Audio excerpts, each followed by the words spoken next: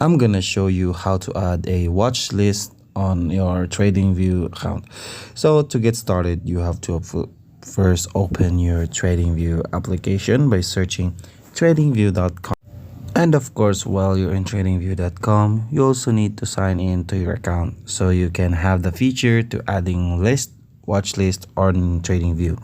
So from there, you can see some icons right here. All you have to do is just click on here so you can see all the red lists or watch lists from there. So to add one watch list, all you have to do is just the plus symbol right here. And from there, all you have to do is just search on the symbol that you wanted to add on the list. So we're just going to select any random coin or here. When you click on that add button, it will just automatically add into your list. You can see there, add watch list. After you click it, you will just see it on the list. When you press X from right here, you will see now they added on the list.